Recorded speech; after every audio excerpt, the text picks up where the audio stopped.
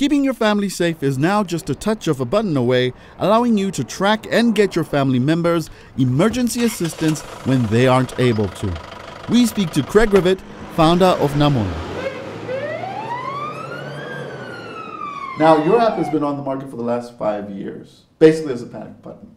For those who don't know what the Namola app is all about, why don't you shed a little light on that? So Namola is South Africa's most used personal and family safety app. And what it allows you to do is to make sure that your family are safe no matter where they are. And if they have trouble, you can get them help fast.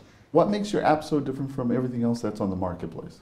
So traditional private security, traditional safety is being geared around keeping your stuff safe, protecting your house, protecting your TV.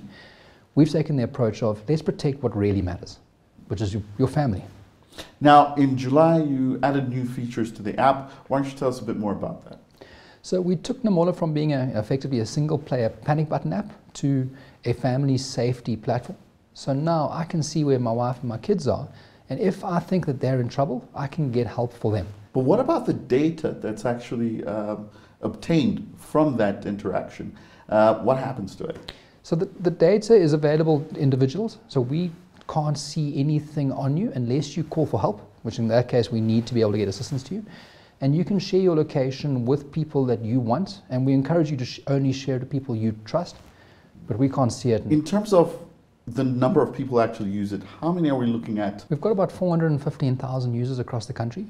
And on a day-to-day basis, we'll handle almost 100 real calls. Is it a zero-tariff rated app? We wish. So the way we've gone around it is it's very low data usage, and if you need help, we phone you back. So it doesn't use much airtime. We would love to work with Vodacom, MTN, or Cell C to get it zero-rated, but that's another story in itself. And the future, where are we looking at? So our goal is not just to respond faster to crime, it's how do we prevent it? How do we make everyone in South Africa safer and more control of their safety? Now, in terms of availability, where would one be able to access it? So it's available for free on all the app stores, and just download it, give it a try.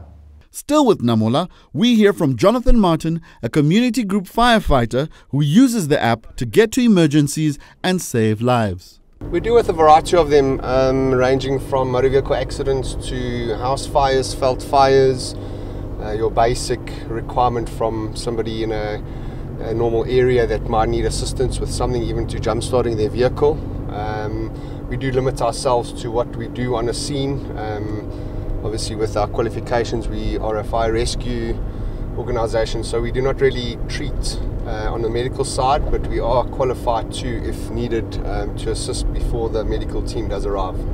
Prior to having the app available to us, it was a little bit difficult. We usually work off WhatsApp groups, which get a bit busy, and there's not a proper direction of exactly what's happening on scene. So a lot of the time people will call us to assist them, and we don't get the correct information. When we do get to the scene, obviously it's not what was said over on the group, so we could waste resources where we could utilize them somewhere else. So when Namola became available to us to use, it helped a hell of a lot with them being able to specify what's needed on a scene and allocate the necessary people to get to that scene and not waste resources with the on-scene contact that logged the call with Namola. We had a call for a pediatric drowning in our area,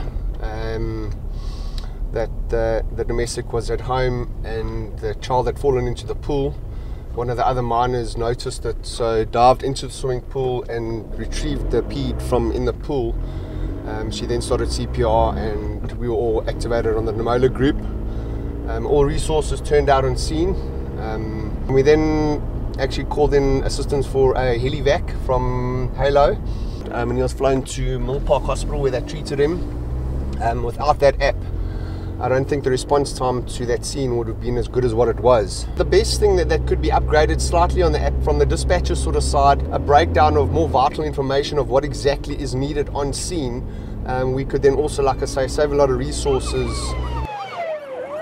Hey, yo, what up, ladies and gentlemen? It's your boy Reason, and you are now hanging out with me, Joburgtoday. Whether you're in Cape Town, Durban, doesn't matter. It's Joburgtoday.